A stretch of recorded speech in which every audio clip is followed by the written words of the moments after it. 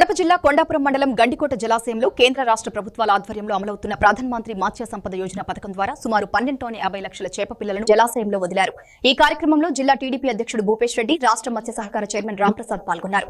ఈ సందర్భంగా భూపేష్ రెడ్డి మాట్లాడుతూ మత్స్యకారులు తన లైసెన్సులను తప్పనిసరిగా రెన్యువల్ చేసుకోవాలని సూచించారు. లైసెన్సులు రెన్యువల్ చేయించుకుంటే ప్రభుత్వ పథకాల లబ్ధి సులభంగా పొందవచ్చని తెలిపారు. జమ్మలమడుగు నియోజకవర్గంలో గండికోట, మైలవరం వంటి ప్రధాన జలాశయాలతో పాటు అనేక చెరువులు కూడా ఉన్నాయని పేర్కొన్నారు. కొండాపురం మండలంలో అన్ని వర్గాల ప్రజలు చేసిన త్యాగాల వల్లే గండికోట జలాశయంలో 26 టీఎంసీల నీరు నిల్వ చేయగలిగామని అన్నారు. ఈ కార్యక్రమంలో ఆర్డీఓ చెన్నయ్య, కొండాపురం మండల ఇన్ఛార్జ్ శివనారాయణ రెడ్డి, మత్స్యశాఖ అధికారులు, గంగపుత్రులు, నాయకులు, కార్యకర్తలు పాల్గొన్నారు. రాష్ట్ర ప్రభుత్వం, కేంద్ర ప్రభుత్వం ఆధ్వర్యంలో చేప పిల్లలు గండికోట రిజర్వాయర్లో మనం వదలడం జరుగుతూ ఉంది.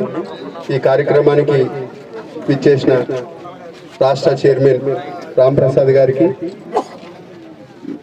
ఆర్డీఓ గారికి, ఎండిఓ గారికి, మిగతా వేదిక అలంకరించిన పెద్దలకు, ఇక్కడికి వచ్చిన కొండాపురం మండలం నాయకులకు అందరికీ నా హృదయపూర్వక నమస్కారాలు తెలియజేసుకుంటాను.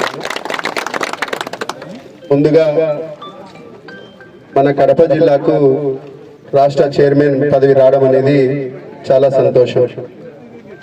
రాంప్రసాద్ గతంలో తెలుగుదేశం పార్టీ ఎప్పుడైతే అధికారం లేనప్పుడు ఏ విధంగా మత్స్యశాఖ సంబంధించి జీవనోపాధి ఎవరైతే సాగిస్తున్నారో వాళ్ళందరి ఇబ్బందులను పూర్తిగా గత ప్రభుత్వం 19-24 మధ్యలో పూర్తిగా నిర్వీర్యం చేసి చీకటి జీవోలను తీసుకొని వచ్చి ఇలా బతుకు మీదనే కొట్టే పరిస్థితికి వచ్చింది గత ప్రభుత్వంలో.